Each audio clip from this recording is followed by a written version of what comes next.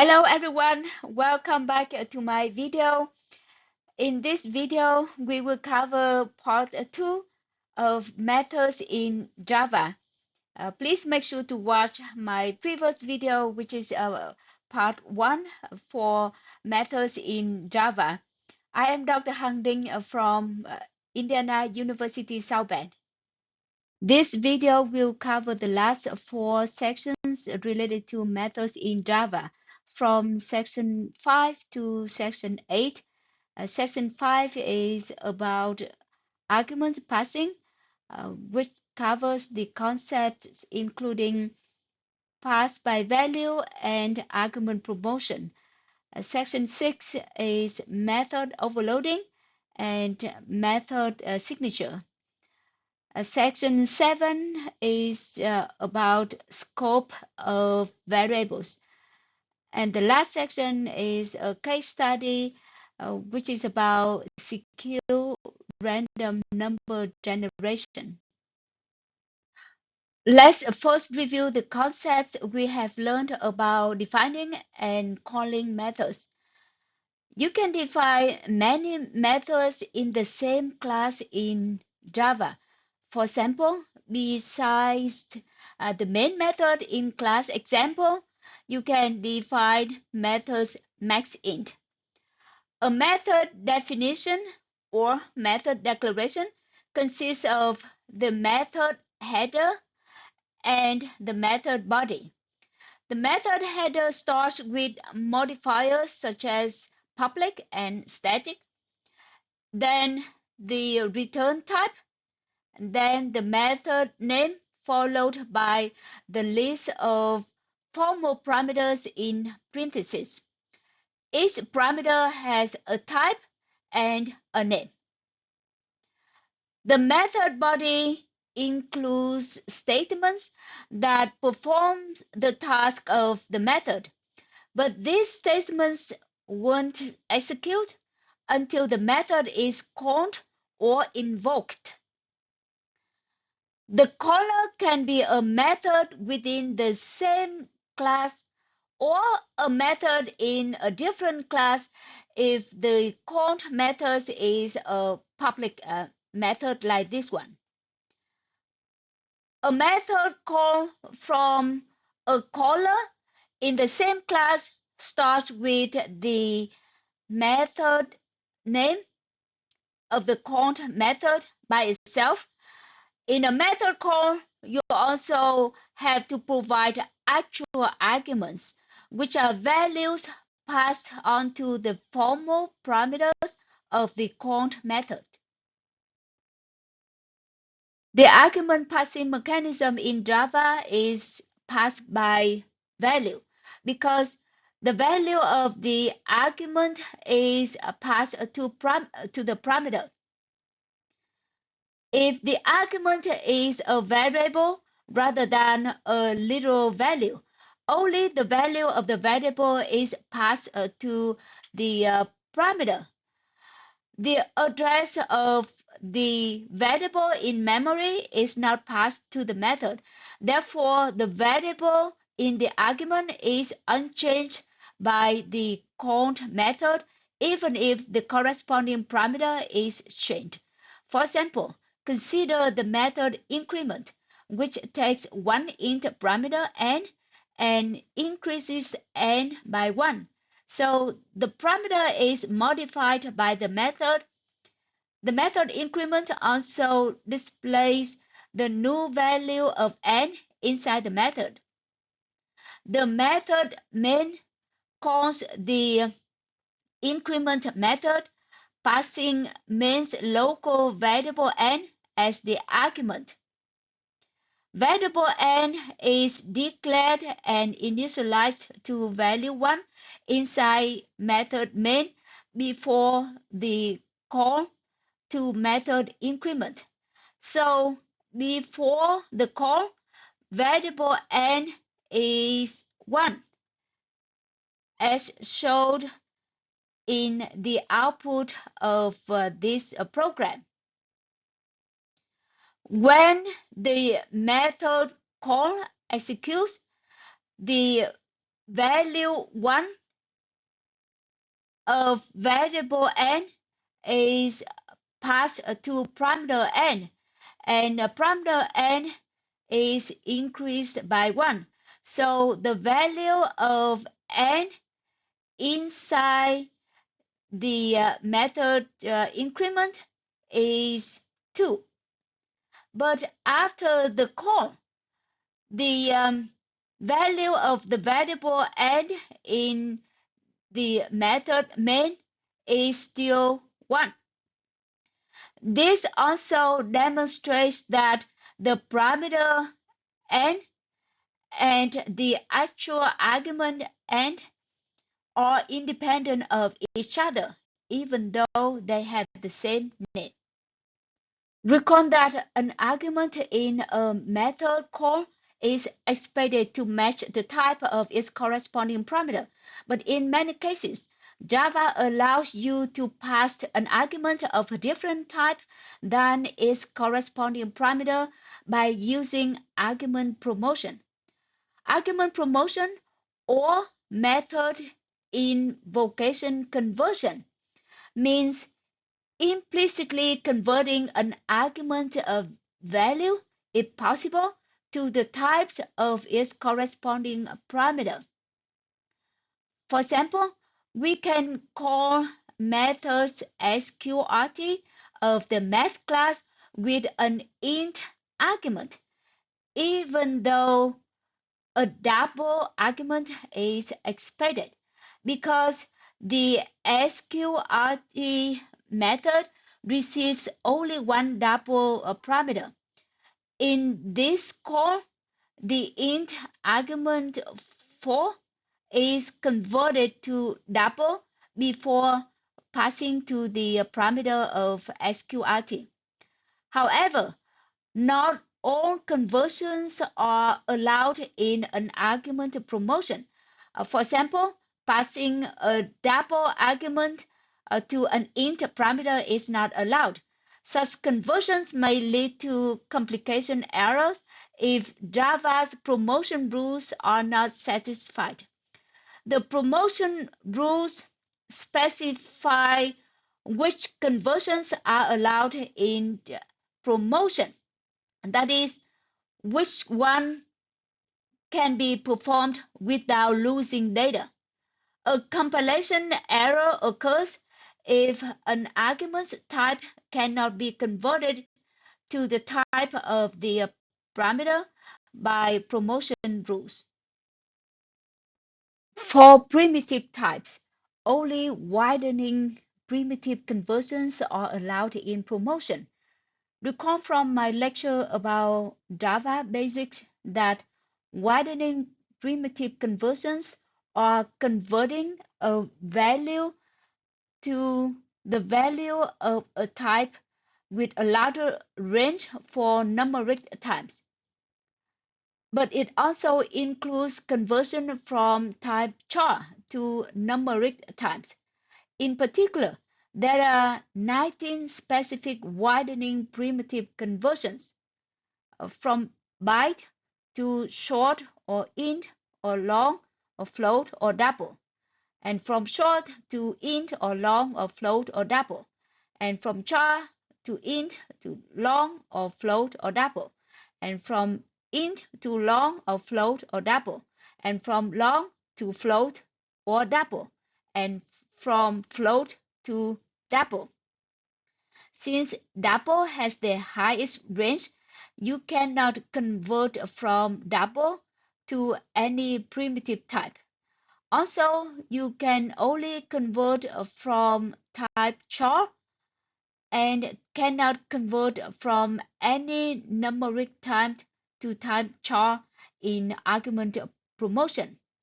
For example, consider method 1, which takes one parameter of time float. Then when you call method 1 with argument 1.0, you will get a compilation error because 1.0 is of time double, which cannot be converted to a float. But you can call method 1 with character A as argument because character A is of time char, which can be converted to a float.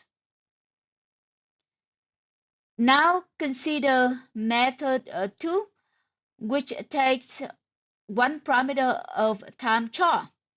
Then when you call method 2 with argument 65, you will also get a compilation error because 65 is of time int, which cannot be converted to char. Java allows you to define several methods of the same name in the same class as long as they have different lists of parameter types. This is referred to as method overloading. When methods are overloaded, the compiler selects the appropriate method to call by examining the number, types, and order of the arguments in the call. Method overloading is used to create several methods that perform the same or similar tasks on different times or different numbers of arguments. For example, the methods abs, min, and max in the math class are overloaded with 4 versions each, one with the double parameters, one with the float parameters, and one with int parameters, and one with long parameters.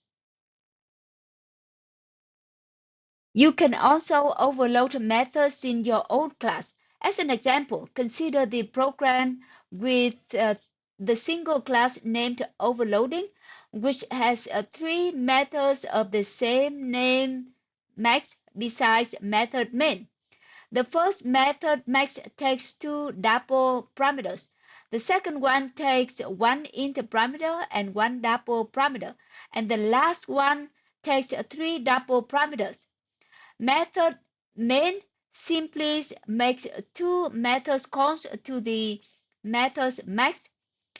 The first call is with 2 integer arguments, and the second one is with 3 int arguments. And of course, it also displays the result of these 2 method calls.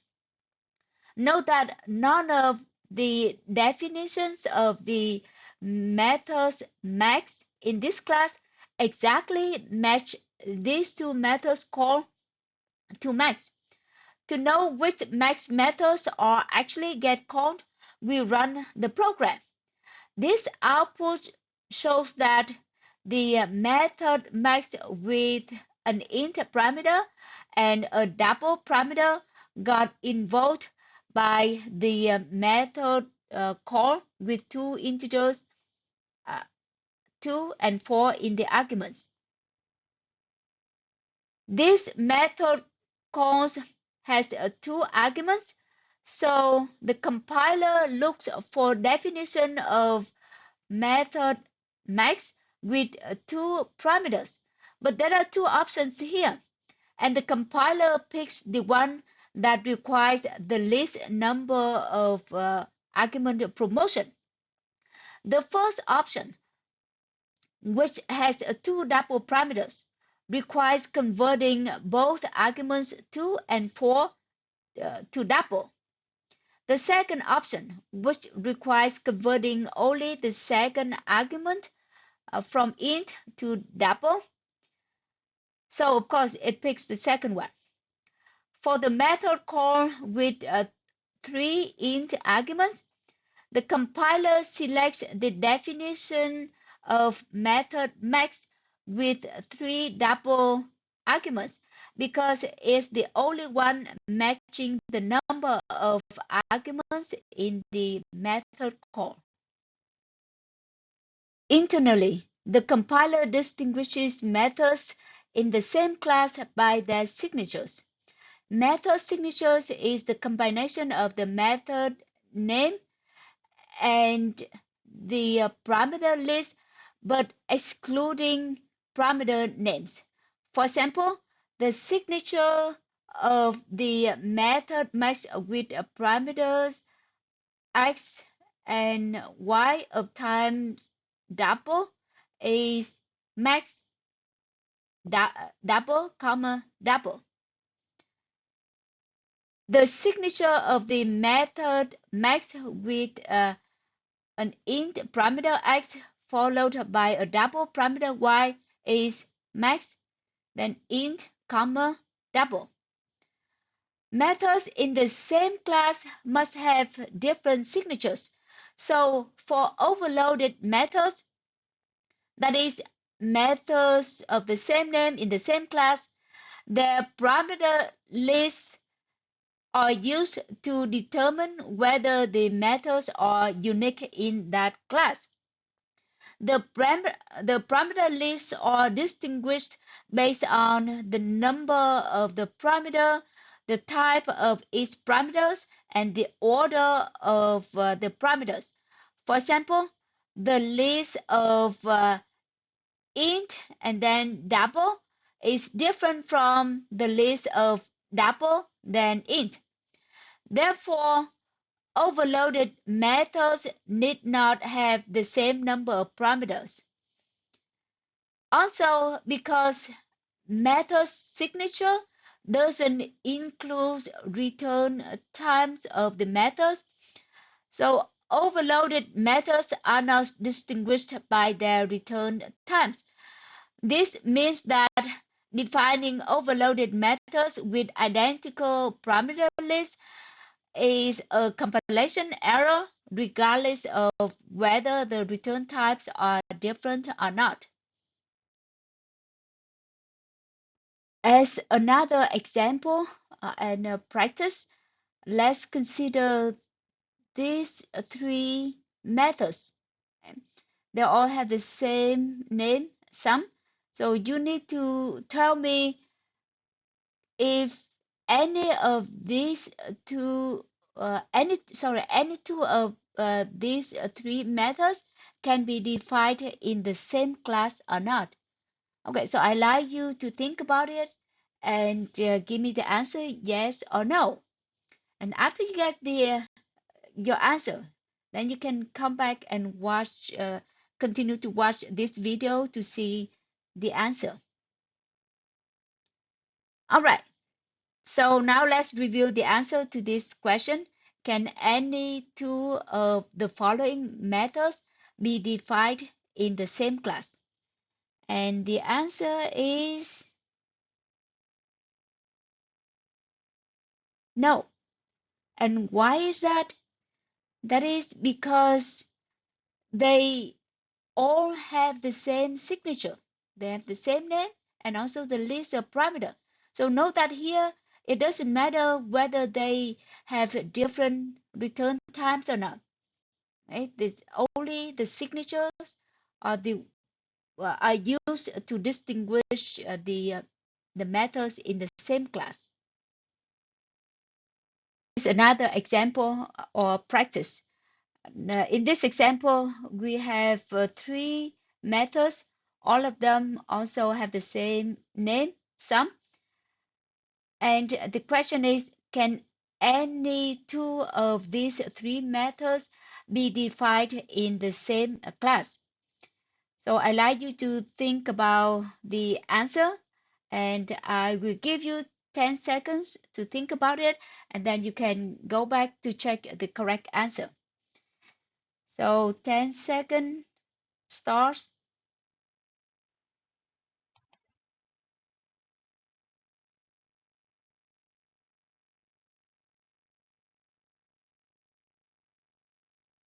Okay, so time is up, so you can see the answer now. The the correct answer is yes, because these three methods have a different signature. They all have the same name, but they have a different parameter list. One is int, the other one is double int, and then the third one is int double. they are all different from each other. In particular, the double then int is different from int then double. Now let's move on to the next section, which is about scope of variables.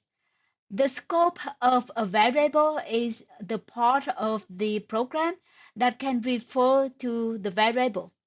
The variable is said to be in scope for that part of the program. Note that any block in the program may contain variable declarations. The scope of a local variable is from its declaration to the end of the block containing its declaration. For example, the scope of variable n declared inside the method test in this example is from the line of the declaration int n to the closing brace of the body of method test. So any access to variable n outside of its scope, such as before its declaration, will result in a compilation error.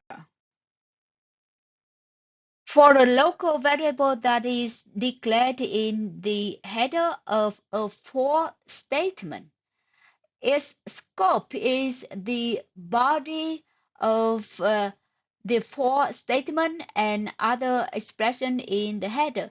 For example, the scope of the variable I declared in the header of this for loop covers the portion of the program from the for header in which the variable I is declared to the closing brace of the for loop's body. If there's another variable, let's say j, declared inside the for loop's body, then the scope of that variable j is from the line of its declaration to the closing brace of the for loop's body, which does not cover other expressions in the for loop headers. The parameters of a method and the fields of a class are also variables, so they also have scopes. The scope of a parameter is the body of the method in which the parameter is declared. For example, the scope of parameter x in methods 1 is the body of method 1. So from the opening brace to the closing brace of the method body. The scope of a field is the entire body of the class of the field. Recall that a field is a variable declared inside a class body, but outside of all methods of the class. In this example, variable num is a field of a class scope demo. The scope of variable num is the entire body of the class scope demo. So from this opening brace to this closing brace of the class body. And any method of class scope demo can access variable num, including the method main, even though the declaration of the variable num is placed after the method main. Thanks to the concept of scope, you can use variables of the same name as long as they are declared in non-nested scopes. The variables of the same name but in non-nested scopes are independent of each other, meaning any access to one variable doesn't affect the others. For example, you can use X to name a local variable in the main method, and also use X to name a parameter of method 1, which is in the same class as the main method. These two variable X are independent of each other because they are in non-nested scopes. The local variable X has the scope in the main method body. The parameter X has the scope in the body of method 1. You can also declare two local variables of the same name in the same method. For example, it's okay to declare variable n in two non-nested for loops inside method 1. These two variable n's are independent of each other. Shadowing occurs when using variables of the same name in nested scopes, and the variable in the outer scope is hidden in the inner scope. While shadowing is allowed in the C or C++ programming language, Java does not allow shadowing in most cases. For example, it's incorrect to declare variables n in nested blocks inside a method body like this. Here, the scope of the first variable n is from its declaration, which is before the for loop, to the end of the method's one's body. The scope of the second variable n is the entire for loop, which is inside the scope of the first variable n. So this will result in a syntax error. The only case in which shadowing is allowed in Java is when the outer variable is a field. If a local variable or parameter in a method has the same name as the field as a field of the class, the field is hidden in the scope of the local variable or parameter. For example, consider the class shadow, which has a field named num and two methods that also use identifier num. The method 1 uses num as a local variable, and method 2 uses num as a parameter. So the field num of a class shadow is hidden in the scope of the local variable num of method 1 and also hidden in the body of method 1. To illustrate the effect of the field being hidden, let's call method 1 and method 2 in the main method of the class shadow. After the calls, method main also has a println statement displaying the value of variable num. And so here we pass argument 2 to a method 2. Each of method 1 and method 2 also display the value of variable num using a println statement. Variable num is initialized to value 1 in the method 1 before being displayed by method 1. The field num is assigned to 0. Here is the output produced by this program. When the call to method 1 executes, it displays num inside method 1 is 1. This means that the identifier num referred in the println statement inside method 1 is the local variable num and not the field num. This shows that the field num is hidden in the scope of the local variable num. When the call to method 2 executes, it displays num inside method 2 is 2.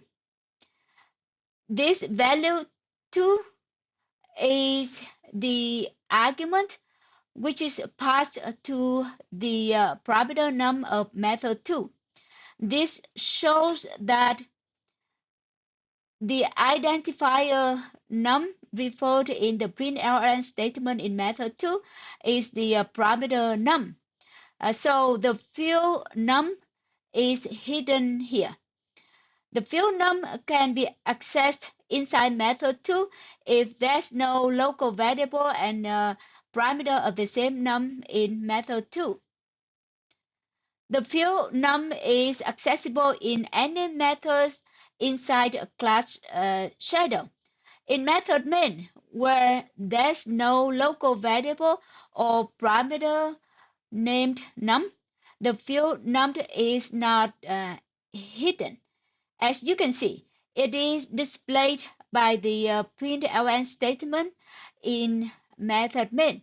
So the last line in the output is num inside main is 0. So this is the line displayed by the println statement in the main method. And it shows that the value of num here is 0, which matches the value assigned to the field num. Now we move on to the last section related to methods, which is a case study on secure random number generation. Random numbers are widely used in many applications, including simulation and modeling, game playing, and cryptography. There are two types of random numbers that computers generate: deterministic random numbers and non-deterministic random numbers. Deterministic random numbers can be predicted by malicious programmers, which can lead to software security breaches. Non-deterministic random numbers cannot be predicted. Actually, it's harder to be predicted. So it's more secure to use non-deterministic random numbers in applications involving security. Java API provides two classes for generating random numbers. Class random in the java.util package is used to generate deterministic random numbers. Class secure random in the java.security is used to generate non-deterministic random numbers. Both of these two classes have methods named nextInt, which return a random integer. So to generate a random integer, you have to create an object of class random or class secure random, and then call method nextInt on that object. Of course, you also have to import the package of the class you use. We will focus on generating secure random numbers, that is, non-deterministic random numbers. So we will be using class secure random. To generate a random integer, we first create a secure random object. Let's name it random. Here we also use the new operator to create the object, similar to creating a scanner object. But we don't need to pass any argument into the constructor of secure random. So you just write new secure random, open parentheses, and close parentheses and assign it to random.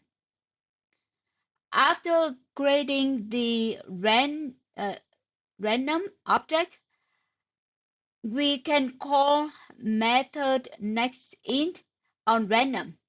The method call expression random.nextInt open parenthesis close parenthesis without any argument returns a random int value.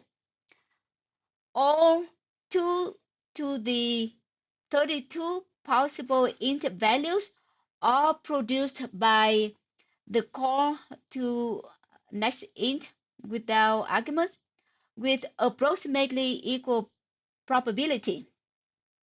In other words, when you call a method nextInt of the class CQRandom, you can get any of the 2 to the 32 int values with equal chance. In many applications, you may just want to generate a random integer in a smaller range. There are two ways to change the range of random values you can get. The first way is to use a scaling factor, which is to pass to the method nextInt as an argument. Note that the method nextInt in the random class or CQRandom class is overloaded with two versions. The first version has no parameter, which we used in the example above. The second version has an int parameter, which represents the number of unique int values that nextInt should produce. In particular, if you pass argument 6 to nextInt, then it returns one of the 6 int values in the range from 0 to 5. Each of those 6 values has an equal chance to be returned. The second way to change the range of random values is to add a shipping value to the nextInt method call expression. For example, we know that the expression random.nextInt of 6 returns a value in the range from 0 to 5. So if you add 2 to this expression, you get a random int value in the range from 2 to 7. So this range is determined by adding 2 to the lower bound of the range for this expression. So you add 2 to 0, you get 2. And the number 7 is obtained by adding 2 to the upper bound of the range of the value produced by this expression. Here is a complete program named randomintegers.java that generates a series of random integers. This program uses the CQRandom class, so it has an import java.security.CQRandom statement at the top of the code. In the main method, it first creates a CQRandom object named random numbers. Then it has a for loop that has 20 iterations. And in each iteration, it generates a random integers from 1 to 6, which represent a phase of a six-sided die. So this for loop simulates rolling a six-sided die 20 times. To generate a random integer in the range from 1 to 6, we call the nextInt method on the random numbers object with the argument 6 and add the shifting value of 1 to the method call expression. On the random numbers generated are also displayed with 5 numbers per line. So this if statement in the for loop is to move the cursor to a new line after every 5 numbers displayed. Here are the outputs of 2 sample runs of the random integers.java program. In the first run, number 1 and number 3 each was generated 2 times. Number 2 was generated 6 times. And number 4, number 5, and number 6 each was generated 3 times out of 20 times. In the second run, each of the 6 possible values in the range was generated 2 to 5 times out of 25 times. So it's closer to being truly random. Note that if truly random, every value in the range should have an equal chance of being chosen each time next int is called. To see how truly random the values returned by the nextInt methods are, let's consider another program named Rodai.java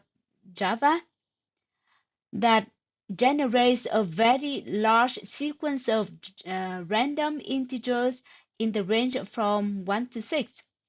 This program simulates 6 million rows of a die and counts the frequency that each phase showed up.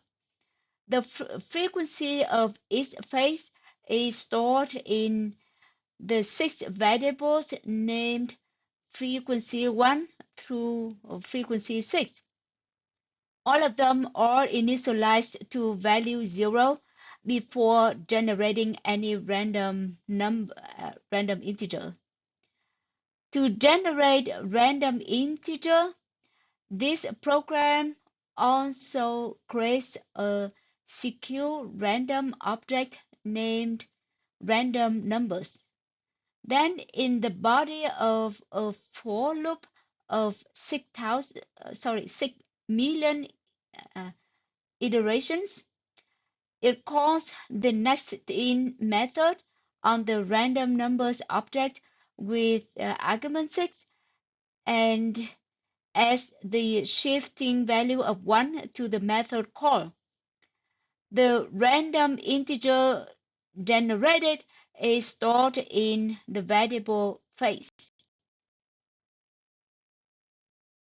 The switch statement inside the for loop body will update the frequency variables based on the new value of a variable phase. There are 6 case labels in the switch statement. Each case label corresponds to one of the 6 possible values in the range from 1 to 6. The statement in each case simply increments the corresponding frequency variable and then break. After the for loop, the program Rodai.java displays the frequency of each phase in the 2-column format as in these sample outputs. As you can see, the frequency of each phase is approximately 1 million. This shows that all phases of the die have approximately equal chance of being rolled. We can generalize the formula for scaling and shifting of random numbers. The generalized formula requires calling method nextInt of the secure random class. So assume random is a secured random object, then the expression of the form shape plus random dot next int of scale returns a random int value in the range from shift to shift plus scale minus 1, where shift where the shift value specifies the first number in the desired range of consecutive integers, and scale specifies how many numbers are in the range.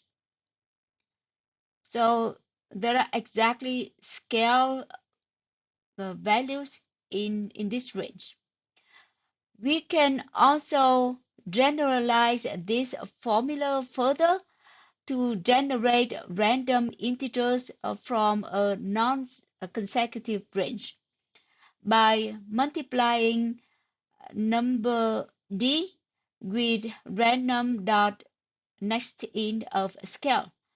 In this formula, shift is an integer value specifying the first number in the range of random value. D represents the constant difference between consecutive numbers in the range, and scale specifies how many values are in the range. For example, the expression 10 plus 4 times random dot next int of 3 returns a random value in the set of three possible values, 10, 14, and 18. The first number in this range is 10, so here shift is equal to 10. The distance between 10 and 14 and between 14 and 18 is 4. So D equals 4 in this example.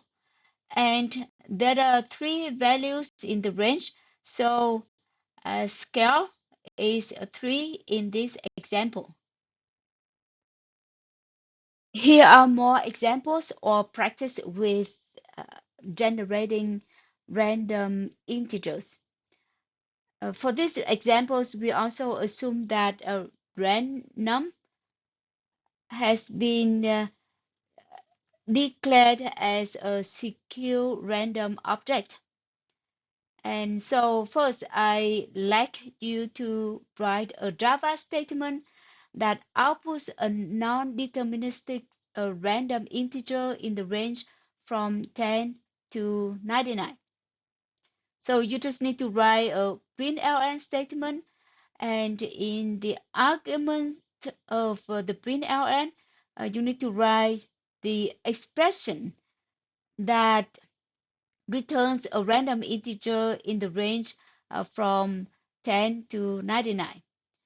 In the second example, I'd like you to write a Java statement that outputs a non-deterministic random odd integer in the range from 11 to 99. Note that here we don't want every values from 11 to 99, only the odd values such as 11, 13, 15, 17, etc. And so you also just need to write a println statement and put the expression that returns a non-deterministic random odd integer in the range from 11 to 99 here. Okay, I also gave you 10 seconds to figure out your answers, and after 10 seconds, you can come back to view the correct answer. Okay, so let's start the timer.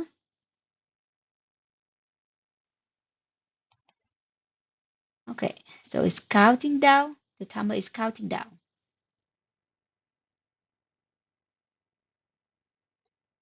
All right, time is up. So 10 seconds have passed. So now let's see the correct answer. For the first one, we just use the first general formulas. So to use that formula, we just need to figure out the shift value and the scale value. The shift value is always equal to the first value in the range, which is 10.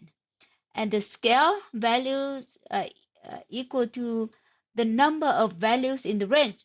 And so there are 90 values in this range. You can do that by taking 99 minus 10 and then plus 1. So that is 90. For the second one, I here the range doesn't contain consecutive numbers, so we have to use the second formulas. And so to use the second formula, we need to figure out the distance between two consecutive values in the desired range. And so the distance between two consecutive odd integers is 2. So the value d is 2. And the shape is always equal to the smallest value in the range, which is 11. And there are 45 odd integers in the range from 11 to 99. So the scale is 45. To figure out the number of odd integers in this range, you can take 99 minus 11 divided by 2 and then add 1 on top of that. Another way to figure out is to know that there are 50 odd integers from 1 to 100, right? And there are 5 odd integers not in this range, that is from 1 to 10. So the number of odd integers in this range could be equal to 50 minus 5, which is 45. So I have covered everything I wanted about methods in this video. This is the end of my video, and thank you for watching. Hope to see you again in the next video.